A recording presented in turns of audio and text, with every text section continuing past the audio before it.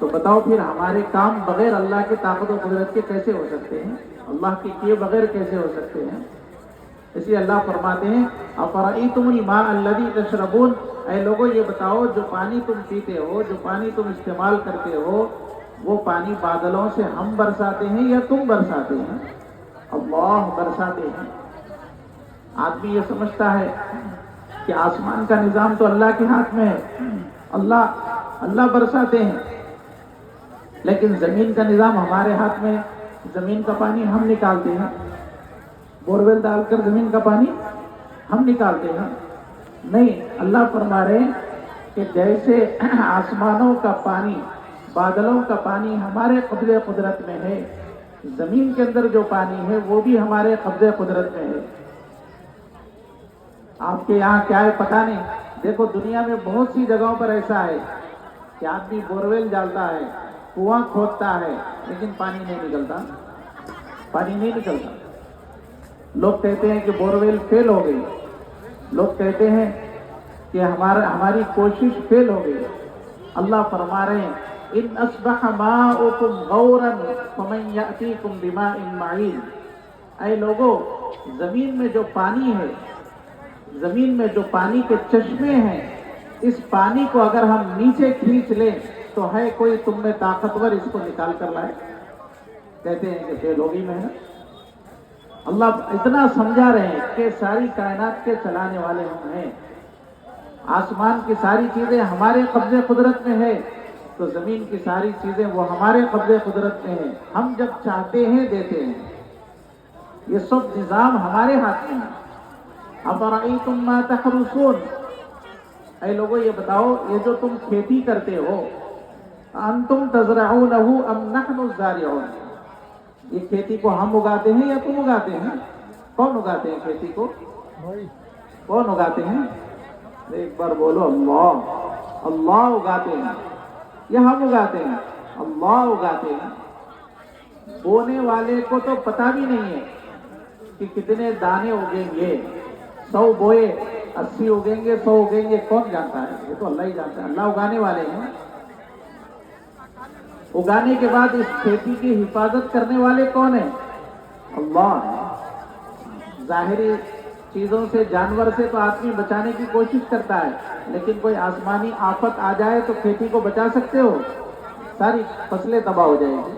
اللہ بتاتے بھی رہتے ہیں کہ جیسے اگانے والے ہم ہیں، حفاظت کرنے والے بھی ہم ہیں، تمہاری نظر ہماری ذات سے نہ ہٹے، کھیتی کے اگنے میں بھی نہ ہٹے، کھیتی کے باقی رہنے میں بھی نہ ہٹے، اور کھیتی سے نفع اٹھانے میں بھی تمہاری نظر ہماری ذات سے نہ ہٹے۔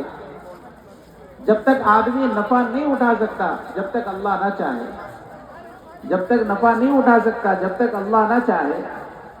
میرے محترم بزرگوں، دوستو، کھلانے والے بھی اللہ ہیں، پلانے والے بھی اللہ ہیں۔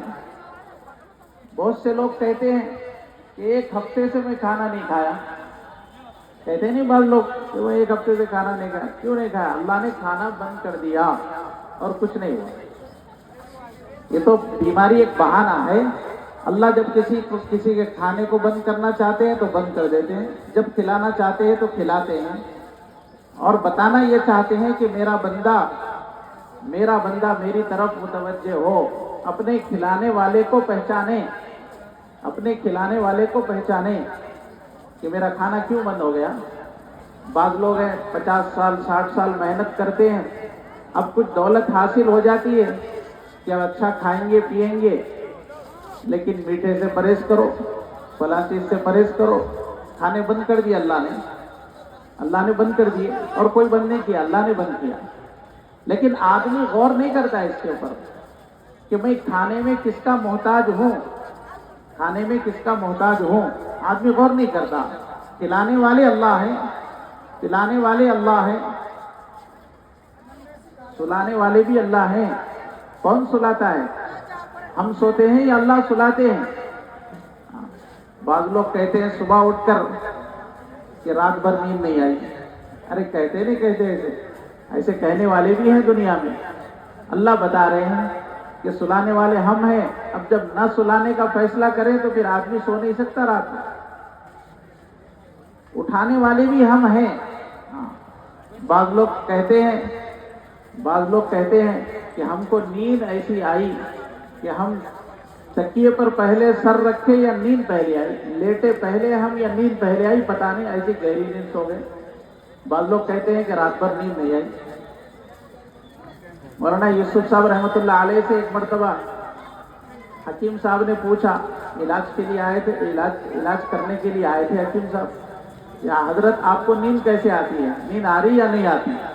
کہنے لگے کہ ہم پہلے لیٹتے ہیں یا نیند پہلے آتی پتہ نہیں, ہم دعوت اور تعلیم اور ان کاموں میں ایسے تھک جاتے ہیں کہ ہم کو لیٹتے ہی نیند لگ جاتی ہے.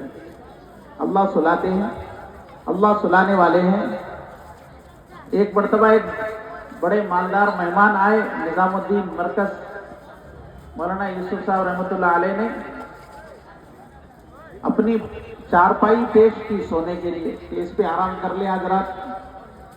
صبح اٹھ کر وہ صاحب کہنے لگے کہ حضرت نیند کہاں آتی, ہم پوری رات جاگتے رہے, اس لیے کہ کھٹمل کی وجہ سے ہم کو نیند نہیں آئی.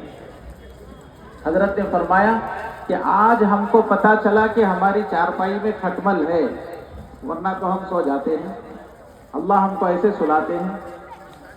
میرے محترم بزرگوں دوستو, اللہ تبارک و تعالیٰ فرماتے ہیں کہ تم غور کرو اپنے سونے پر, اپنے اٹھنے پر, تو ہم سمجھ میں آ جائیں گے, ہمارا کرنا سمجھ میں آئے گا, ہماری طاقت سمجھ میں آئے گی, ہم کو تم پہچان لو گے. وَمِنْ آيَاتِهِ مَنَامُكُمْ بِاللَّيْلِ وَالنَّهَارِ, اللہ تبارک و تعالیٰ قرآن میں فرماتے ہیں کہ تمہارا دن میں سونا, تمہارا رات میں سونا, یہ اللہ کی قدرت کی نشانیوں میں سے ایک نشانی ہے. لیکن غور ہی نہیں کرتے, 60 سال سے سو رہے ہیں, لیکن غور کرنے تیار نہیں ہے کہ بھئی کون سلا رہا ہے, کون اٹھا رہا ہے. اللہ سلا رہے ہیں, اللہ اٹھا رہے ہیں. تو میرے محترم بزرگوں دوستو, یہ جو اللہ کی طاقت و قدرت بندے کو سمجھ میں نہیں آتی, اس کی وجہ یہ ہے کہ پہلے اپنی کمزوری کو, اپنی محتاجگی کو آدمی نہیں سمجھتا کہ میں ہر عمل میں, ہر چیز میں, ہر کام میں, ہر مسئلے میں اللہ کا محتاج ہوں. ہم سب اللہ کے محتاج ہیں. بادشاہ بھی اللہ کا محتاج ہے, رعایا بھی اللہ کی محتاج ہے, مالدار بھی اللہ کا محتاج ہے, غریب بھی اللہ کا محتاج ہے. ہم سمجھتے ہیں کہ غریب محتاج ہے, مالدار محتاج نہیں ہے. دونوں بھی محتاج ہیں اللہ کے. غریب اس لیے محتاج ہے کہ اللہ مال دے دے, مالدار اس لیے محتاج ہے کہ اس مال سے نفع اٹھائے. بیمار محتاج ہے صحت کا. ہم سمجھتے ہیں, کسی کی عیادت کرنے جاتے ہیں تو کہتے ہیں کہ یہ بیمار ہے, محتاج ہے, اللہ اس کو صحت دے دے. آپ کیا ہیں؟ آپ بھی محتاج ہیں.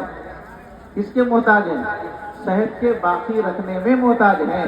پتہ نہیں کہ عیادت کر کے جانے سے پہلے آپ اس سے زیادہ بیمار ہو جائیں. ہر آدمی محتاج ہے. محتاجگی سے کوئی آدمی اللہ کے طاقت و قدرت سے نکل نہیں سکتا. وہ تو اللہ کا محتاج ہے ہر آن ہر لمحہ.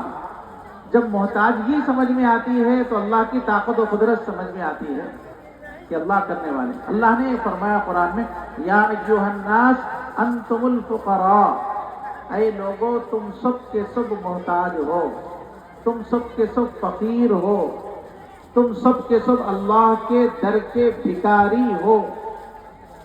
کبھی اس سے تم باہر نہیں نکل سکتے, چاہے بادشاہ بن جاؤ دنیا کو, لیکن تم محتاجگی سے, فقیری سے باہر نہیں آ سکتے. میرے محترم بزرگوں دوستو, یہ یقین کا بگاڑ ہی اللہ کی اطاعت سے ہم کو دور کر رہا ہے. ہم سمجھ رہے ہیں کہ ہم کما رہے ہیں. اذان کی آواز سن کر, اللہ کے بلاوے کو سن کر جو لوگ اسباب کی طرف جا رہے ہیں, ان کا یقین یہ ہے کہ میں اسباب سے پلتا ہوں, دکان سے پلتا ہوں, مال سے پلتا ہوں, کھیتی سے پلتا ہوں. اس لیے وہ اللہ کو چھوڑ کر اسباب کی طرف جا رہا ہے. جب ایمان والے کا یقین یہ بن جاتا ہے کہ اللہ پالنے والے ہیں, تو پھر اللہ کے بلانے پر ہر سبب کو چھوڑ کر اللہ کی طرف آنا آسان ہو جاتا ہے. یہ یقین بگڑا ہوا ہے. اس محنت سے یہ چاہا جا رہا ہے کہ اس یقین کو ہم بنائیں, اسباب کو چھوڑ کر اللہ کی بڑائی کو بیان کریں, اللہ کے راستے میں نکلیں, اللہ کی طاقت و قدرت کو بیان کریں. اللہ سے ہونے کو بیان کریں. جتنا آدمی بولے گا، جتنا سوچے گا، جتنا غور کرے گا، اتنی اللہ کی طاقت و قدرت پہ یقین اس کا بڑھے گا. اس لیے اس ایمان کو سیکھنا ہے، اس یقین کو بنانا ہے کہ اللہ ہماری ہر ضرورت کے پورا کرنے والے ہیں.